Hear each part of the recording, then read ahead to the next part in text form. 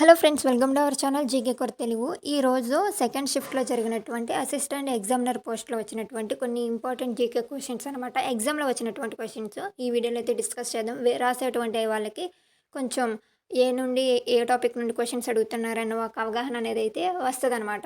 And అంతేకాకుండా ఎవరైతే ఏ పోస్ట్కి ఎగ్జామ్ రాస్తున్నారో అటువంటి వాళ్ళు ఎవరైనా మన జీకే ఛానల్ని ఫాలో అవుతున్నట్లయితే మీ ఎగ్జామ్ అయ్యాక ఆ క్వశ్చన్స్ అనేవి కామెంట్ సెక్షన్లో పెట్టడానికి ట్రై చేయండి. వేరే వాళ్ళకైతే ఉపయోగపడవచ్చు కదా. సో ఈరోజు అసిస్టెంట్ అండ్ ఎగ్జామినర్ క్వశ్చన్ పేపర్లో వచ్చినటువంటి కొన్ని ఇంపార్టెంట్ క్వశ్చన్స్ అనమాట. క్వశ్చన్ పేపర్ అనేది అందరికీ ఒకేలా రావట్లేదు, అదైతే గుర్తుపెట్టుకోండి. కొంత క్వశ్చన్స్ అనేవి చేంజ్ అవుతున్నాయి. సో ఈరోజు సెకండ్ షిఫ్ట్లో వచ్చిన పేపర్లో రీజనింగ్ బాగా ఇచ్చాడు. 40 అటెంప్ట్స్ ఎలా ఇచ్చాడు. అండ్ జీకే మాత్రం 2021 2019 2020లో అడిగినటువంటి కరెంట్ అఫైర్స్.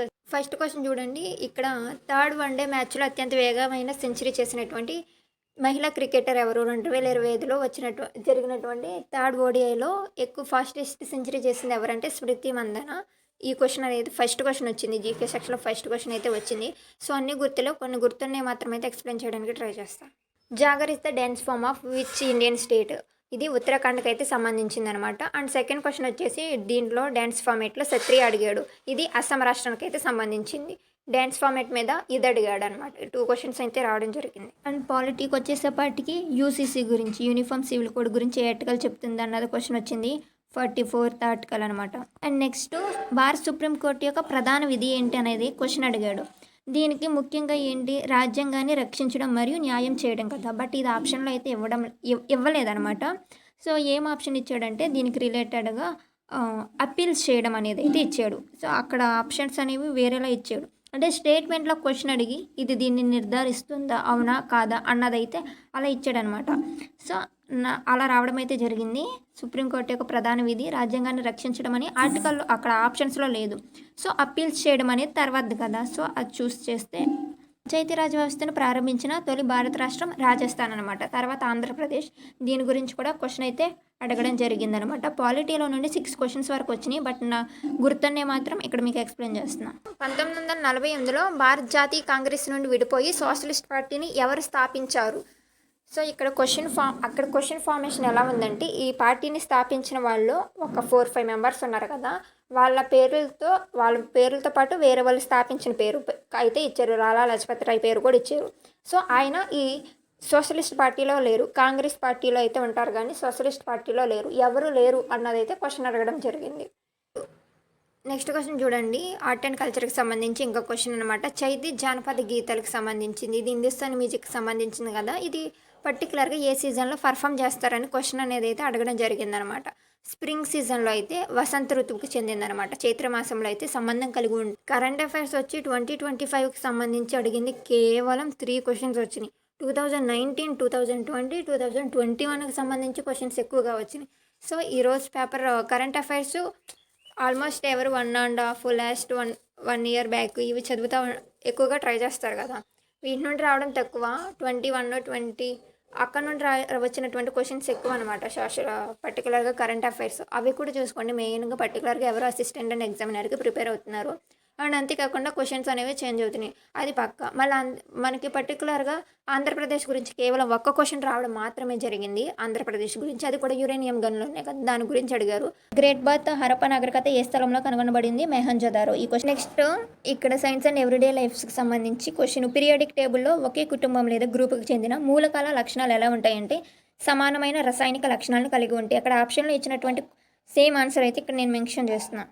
ఆకులు స్వయంగా ఆహారం తయారు చేసుకునే ప్రక్రియను ఏమంటారు? దీన్ని ఒక స్టేట్మెంట్ బేస్డ్గా ఇచ్చారు. వేర్ల నుండి నీళ్ళని స్వీకరించి సూర్యకాంతి నుండి అక్కడ పిండి పదార్థాన్ని తయారు చేసుకొని స్కెచ్ ఫామ్ అయ్యింది. అలా ప్రాసెస్ మొత్తం అనేది పారాగ్రాఫ్లో ఇచ్చి క్వశ్చన్ ఇవ్వడం జరిగింది. ఆ ప్రాసెస్ని ఏమంటారు అని. సో ఇక్కడ సింపుల్గా ఫోటోసింథసిస్ కిరణజన్య సంయోగ క్రియ అయితే పిలుస్తారనమాట.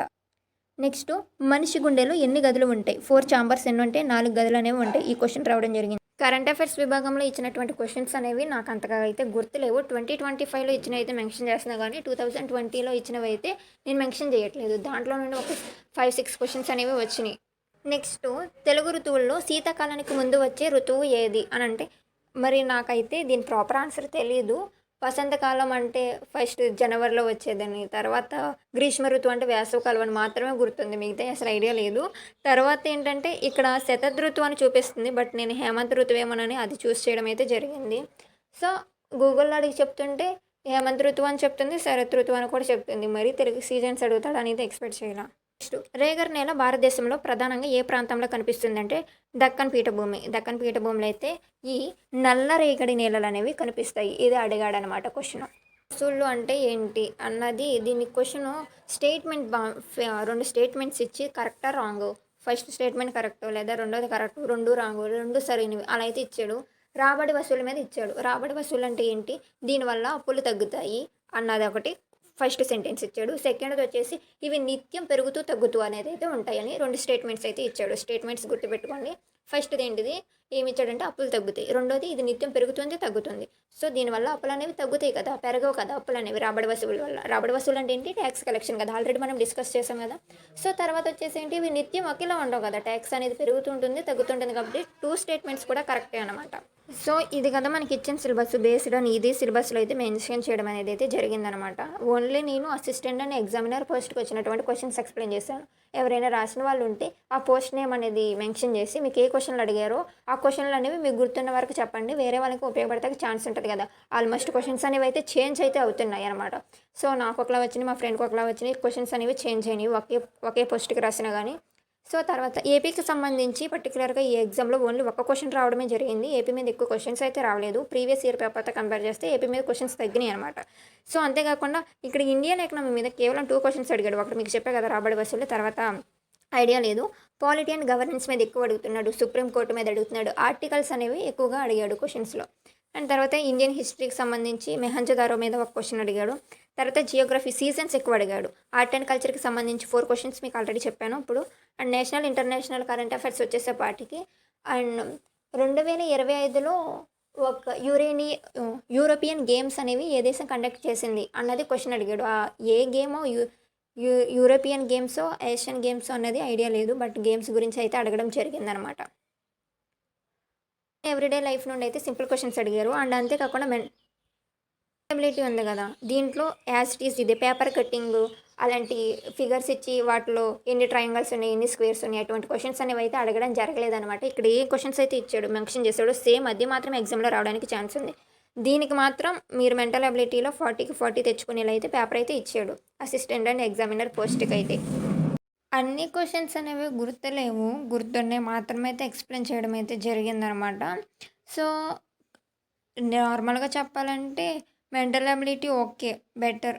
ఈ జనరల్ అవేర్నెస్ అయితే అనుకున్నంత ఎక్స్పెక్ట్ చేసినంత మంచిగా అయితే లేదు పేపరు. బట్ ఒక 18 to 20 బిట్వీన్ వరకు క్వశ్చన్ అనేది మనం అటెంప్ట్ చేయగలరు అనమాట. సో మీరు మన వీడియోలో ఇప్పుడు నేను ఎక్స్ప్లెయిన్ చేసిన క్వశ్చన్స్ కూడా మీకు అయితే చెప్పడం జరిగింది. 40కి 40 క్వశ్చన్స్ వచ్చేలా ఏ ఛానల్ మీకు ఈవెన్ మీరు డబ్బులు ఎట్టు కొనుక్కున్నా కానీ ఏ ఇన్స్టిట్యూట్ కూడా ప్రొవైడ్ చేయదనమాట. కరెంట్ అఫైర్స్ అప్పటి అడగడం బాగా దెబ్బేసింది. అవి చూడడమే కొంచెం డిసప్పాయింట్మెంట్. సో రిమైనింగ్ కొంచెం శ్రద్ధ పెట్టినా తెలుగులో మీకు ఇంగ్లీష్లో అర్థం కాకపోతే తెలుగులోకి, తెలుగులో అర్థం కాకపోతే ఇంగ్లీష్లోకి, రెండిట్లోనూ చేంజ్ చేసుకుంటూ చూడండి. ఆప్షన్ అనేది ఉంది రాసేవాళ్ళు.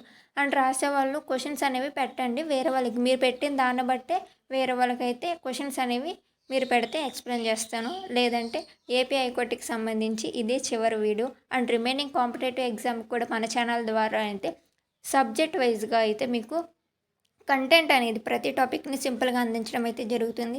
మీ సపోర్ట్ అయితే అందించండి. బట్ మీరు ఒక 10+ క్వశ్చన్స్ అయినా అటెంప్ట్ చేయగలరు.